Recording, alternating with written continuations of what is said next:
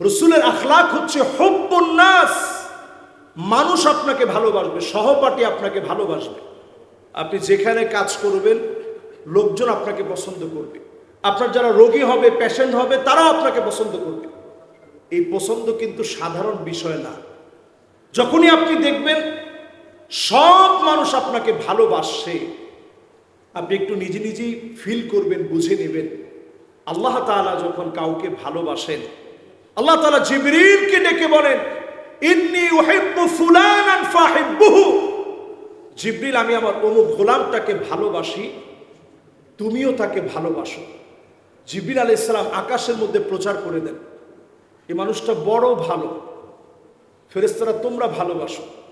জমিনের মধ্যে এলান হয়ে যায়, তাকে ভালোবাসো। একজন একজন করে করে প্রত্যেকের কাছে কথাটা ছড়িয়ে যায়, লোকটাকে ভালোবাসো। অনেক ডক্টর দেখবেন খুব অল্প সময়ে অনেক নাম করে ফেলেন, ফেমাস হয়ে যান। এটার অনন্য কারণ হচ্ছে উনি এই ভালোবাসাটা সাধারণভাবে পায়নি। যে ভালোবাসা আল্লাহ তাআলা দিয়েছেন, দুনিয়ার কোন শক্তি সার্বক্ষণিক চেষ্টা চালিয়ে 24 ঘন্টার প্রত্যেকটা ঘন্টার, প্রত্যেকটা মিনিটের, প্রত্যেকটা সেকেন্ডের, ইকো সেকেন্ড, ন্যানো সেকেন্ড পর্যন্ত যদি চেষ্টা করে, আপনার জনপ্রিয়তা কমাতে পারবে না। কারণ এই জনপ্রিয়তা স্বয়ং আল্লাহ তাআলা যখন দেন, দুনিয়ার কোনো মানুষ কমাতে পারে না। এই পৃথিবীতে যারা জনপ্রিয় হতে চায় আখিরাতের জন্য, দুনিয়ার জন্য না, শুধু তাদের অন্যতম একটা চরিত্র হচ্ছে হুব্বু তাদাব্বুরিল কোরআন ওয়া তিলাওয়াতিহি ওয়া সিমাইহি। কোরআনুল কারীম আপনি পড়েন। আমি জানি যে যারা ডক্টর আছেন অথবা যারা মেডিকেলে পড়াশোনা করেন, তারা মেধাবী হওয়ার কারণে আজকে যিনি উপস্থাপনা শুরু করেছেন, আমি লক্ষ্য করেছি একেবারে টু দ্য পয়েন্টে যদি আমি বলি, তার প্রোনাউন্সিয়েশন এত সুন্দর হয়েছে। আমরা অনেক সময় আমাদের নিজস্ব প্রোগ্রামেও এত সুন্দর প্রেজেন্টেশনে, এত সুন্দর প্রোনাউন্সিয়েশনে, একেবারে পারফেক্ট উচ্চারণে, এরকম অনেক সময় আমাদের মধ্যেই হয় না। এরপরে আসুন কোরআন তেলাওয়াত, সে তো হাফিজে কোরআন তেলাওয়াত সুন্দর হবেই। তো এই পুরো বিষয়টাকে যদি আমরা সামনে আনি, আমরা অনেক পড়াশোনা করি, কোরআনের জ্ঞান যদি আপনার মধ্যে চলে আসে, আপনি জ্ঞানের সমাহারে এমন অনন্য স্বাদ পাবেন, আপনার কাছে মনে হবে আপনি প্রতিদিন নতুন নতুন কোরআন থেকে ছাত্র হচ্ছেন। কোরআনের এক একটা জায়গা যখন আপনি তেলাওয়াত করবেন, একটু অনুবাদ করে দেখবেন, অনুধাবন করে দেখবেন, প্রতিদিন অন্তত আপনি একটা আয়াত করেই পড়েন, একটু আপনি অর্থ সহ বুঝে পড়ার চেষ্টা করেন, আপনি দেখবেন এই কোরআন আপনার সঙ্গে কথা বলছে, প্রাণবন্তভাবে কথা বলছে। এরপরে তৃতীয় নম্বর যে কাজ আমাদের, ইত্তেবাউস সুন্নাহ। আজকের যেটি আলোচ্য বিষয়, আমাদের আইডল হচ্ছেন নবী করিম সাল্লাল্লাহু আলাইহি ওয়াসাল্লাম। ইত্তেবাউস সুন্নাহ। আমি এখানে দেখে অবাক হয়েছি, অনেক ছাত্রদের মুখে একেবারে সুন্দর দাড়ি, অনেক ছাত্রদের কপালে নামাজের স্পষ্ট দৃশ্যমান দৃশ্য আছে, অনেক ছাত্রদের চেহারার মধ্যে উজ্জ্বল নূরের এক আভা আছে। এটা সাধারণ বিষয়। আপনারা মেডিকেলে পড়েন, ইচ্ছে করলেই বিটিএস স্টাইলে আপনি চুল কাটতে পারতেন না? আপনার চুলের ভিতরে যদি আপনি কয়েকটা অক্ষর লিখে রাখতেন, তাও তো পারতেন। কিন্তু একজনের চুলও আমার কাছে মনে হয় এলোমেলো আপনারা কাটেননি। হাতের ভিতরে কারো ট্যাটো এই পর্যন্ত আমি দেখিনি, হাতের ভিতরে ট্যাটো করা। এরপরে এখন যুবকরা কিন্তু বুরু প্লাগ করছে। বর্তমান সময় যুবকরা পর্যন্ত এখন বুরু প্লাগ করে। তো আপনাদের মধ্যে একজনকেও আমার কাছে এরকম মনে হয় না যে বুরু প্লাগ করছেন, চুলটা এলোমেলো কাটছেন, অথবা হাতের মধ্যে ট্যাটো করছেন, এমন একজনকে আমার মনে হয় না। এমনকি হাতের ভিতরে ব্যাসলাইট পরা, এটাও আমার কাছে এই পর্যন্ত চোখে পড়েনি। আপনারা যে জাতির শ্রেষ্ঠ সন্তান, এটার পরিচয় আপনাদের প্রত্যেকটা কর্মে আছে। নবীজি সাল্লাল্লাহু আলাইহি সাল্লামের সুন্নতের জায়গা এটি। ফানজুরু আম্মান তাখুযুনা দীনাকুম। আমার আইডল তো নবী করিম সাল্লাল্লাহু আলাইহি সাল্লাম। চুলের গোড়া থেকে শুরু করে পায়ের তালু পর্যন্ত যদি অনুসরণ করতে হয়, লেলিন মাউসেতুং আমার অনুসরণের জায়গা হতে পারে না, কালমার্স আমার অনুসরণের জায়গা হতে পারে না। আমার অনুসরণের জায়গা হতে হবে নবী করিম সাল্লাল্লাহু আলাইহি ওয়াসাল্লাম। নবীজি সাল্লাল্লাহু আলাইহি ওয়াসাল্লামের একেবারে চুলার গুড়া থেকে শুরু করে পায়ের তালু পর্যন্ত যদি আপনি অনুসরণ করেন, আপনি অনুসরণ করতে পারবেন। এই জন্য কোরআনুল কারীমে আল্লাহ রাব্বুল আলামিন সূরা আহজাবের 21 নম্বর আয়াতে আল্লাহ তাআলা বলছেন, লাকাদ কানা লাকুম ফি রাসূলিল্লাহি উসওয়াতুন হাসানাহ।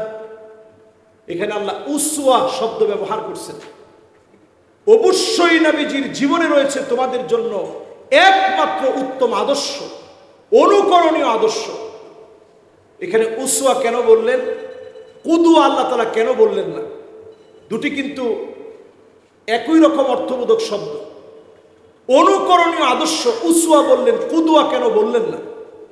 কুদওয়া হচ্ছে যার কিছু দিক মানা যায়, আবার কিছু দিক কখনো কখনো এমন হয় যেটা মানা যায় না। এই পৃথিবীর অনেক মানুষ কুদওয়া হতে পারে।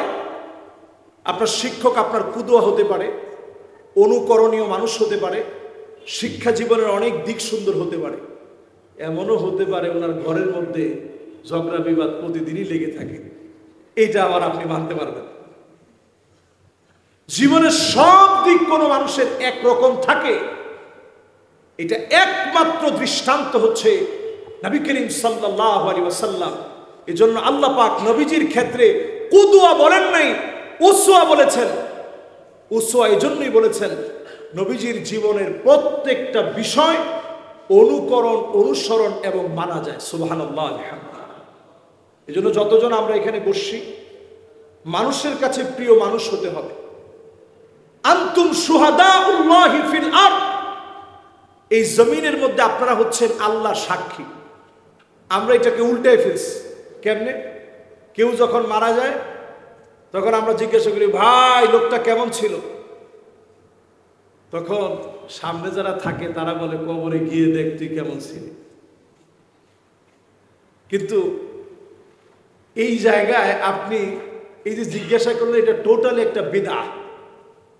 আপনি কেমন ছিলেন মানুষ যখন বলতে থাকবে, আহারে পিছনেই বলতে থাকবে লোকটা খুব ভালো ছিল। রসুল দুইটা লাশ দেখলেন, একজনের ক্ষেত্রে রসুল বলেন ওয়াজাবাত, ওয়াজিব হয়ে গেছে। সুবহানাল্লাহ। আবার আরেকটা লাশ দেখলেন রসুল করিম সাল্লাল্লাহু আলাইহি সাল্লাম বললেন ওয়াজাবাত, ওয়াজিব হয়ে গেছে। সাহাবায়ে কেরাম একটু অবাকই হলেন, কি ওয়াজিব হয়ে গেছে? অবাক হওয়ার পর সাহাবায়ে কেরাম রিদওয়ানুল্লাহি আলাইহিম আজমাইনের মধ্য থেকে ওমর রাদিয়াল্লাহু তাআলা আনহু তিনি প্রশ্ন করে বসলেন, নবীজি কি ওয়াজিব হয়েছে? প্রথমে ওয়াজাবাত বললেন, পরেও ওয়াজাবাত বললেন। নবীজি বললেন, প্রথম ওয়াজিব হয়েছে যেই লোকটার লাশ যাচ্ছিল, তোমাদের সহপাঠীরা বলছিল লোকটা বড় খারাপ ছিল, তার জন্য আল্লাহর জাহান্নাম ওয়াজিব হয়ে গেছে। নাউযু বিল্লাহি মিন যালিক। দ্বিতীয় যখন লাশটা যাচ্ছিল, সহপাঠীরা বলে উঠল ওয়াজাবাত, লোকটা খুব ভালো ছিল। রসুল বললেন ওয়াজাবাত, ওয়াজিব হয়ে গেছে। তার মানে হলো এই, আনতুম শুহাদাউল্লাহি ফিল আরদ, এই জমিনে তোমরা হচ্ছে আল্লাহর সাক্ষী। তোমরা যদি সাক্ষী দাও একটা মানুষের ব্যাপারে, এই মানুষটা তোমার এই সাক্ষীর কারণে আল্লাহর কাছে যেদিন দণ্ডায়মান হবে, হয়তো আল্লাহ তাআলা তাকে মাফ করে দিবেন অথবা পাকড়াও করবেন। এই জন্য চলনে বলনে আমরা এমন কিছু করব না যেটা সুন্নাহর খেলাফ হয়, সুন্নাহর ব্যত্যয় ঘটে, এমন কাজ আমরা করব না। এরপরে আল ইবতিলা, জীবনের সব সময়টা একেবারে সুখের থাকে না। কিছু সময় এমন আসে যে সময়গুলোতে আল্লাহ তাআলা পরীক্ষা নেন। এখানে যারা আছেন আপনাদেরও যে কোনো একটা সময় একটু কষ্ট আসতে পারে, পরীক্ষা নেমে আসতে পারে। তো পরীক্ষা যখনই নেমে আসবে আপনি মনে করবেন যে আল্লাহ আমি সবচেয়ে খারাপ মানুষ, এই জন্য আপনি আমার পরীক্ষা নিচ্ছেন। বিষয়টা কিন্তু এমন না। মা ইউসিবুল মুসলিমা মিন নাসাবিন ওয়ালা ওয়াসাবিন ওয়ালা হাম্মিন ওয়ালা হুজনিন ওয়ালা গাম্মিন হাত্তা শাওকাতি ইউশাকুহা ইল্লা কাফফারাল্লাহু বিহা মিন খাতায়াহু। সেই মুসলিমের হাদিস, নবী সাল্লাল্লাহু আলাইহি সাল্লাম বলছেন, কোন মুসলমান যখন বিপদে পড়ে যায়, পরীক্ষার মধ্যে পড়ে যায়, ক্ষতির ভিতরে পড়ে যায়, এমনকি একটা কাঁটাও যদি শরীরের ভিতরে বিঁধে যায়, আর মুমিন যদি ওই কাঁটা বিধার কারণে শব্দটা উচ্চারণ করে, আল্লাহ পাক তার গুনাহগুলো মাফ করে দিয়ে জান্নাতের দরজা আল্লাহ তাআলা বুলন্দ বানায় দেন। সুবহানাল্লাহ। প্রিয় শিক্ষার্থী ভাইরা, যারা এখন আমার সামনে বসা আছেন, নবীজি সাল্লাল্লাহু আলাইহি সাল্লাম আরো একটা বার আপনাদেরকে সম্বোধন করে বলছেন, আল জান্নাহ জুরদান মুরদান মুকাহহালিনা আবনা 30 আও 33 সানা। এটা যখন বলছেন, সাহাবায়ে কেরামের মধ্যে বৃদ্ধ সাহাবীরা কান্না শুরু করলেন। ইয়া রাসূলুল্লাহ, আপনি বললেন জুরদান মুরদা। জুরদান মানে একেবারে এমন হৃষ্টপুষ্ট হবে, যুবক হবে। মুরদান মানে শরীরের মধ্যে কোনো লোম থাকবে না, গোফ থাকবে না, গোফ থাকবে না, গোফ থাকবে না, একেবারে গোফবিহীন হবে, একেবারে চোখগুলো থাকবে টানা টানা। এবং এগুলোর মধ্যে মুকাহহালিন বলা হয়েছে, এগুলোর মধ্যে সব এটাকে কি বলে, সুরমা লাগানো থাকবে। এবং তাদের বয়স হবে 33 থেকে 35। নবী সাল্লাল্লাহু আলাইহি সাল্লাম 33 থেকে 30-এর ভিতরে হবে তাদের বয়স। নবীজি সাল্লাল্লাহু আলাইহি সাল্লাম যখন এই কথাটা বললেন, সাহাবায়ে কেরামের মধ্যে যারা বৃদ্ধ ছিলেন কান্নাকাটি শুরু করলেন। নবীজি সাল্লাল্লাহু আলাইহি সাল্লাম বললেন যে তোমরাও এরকম হবা, তারপরে আল্লাহ জান্নাতে যাবা। সুবহানাল্লাহ।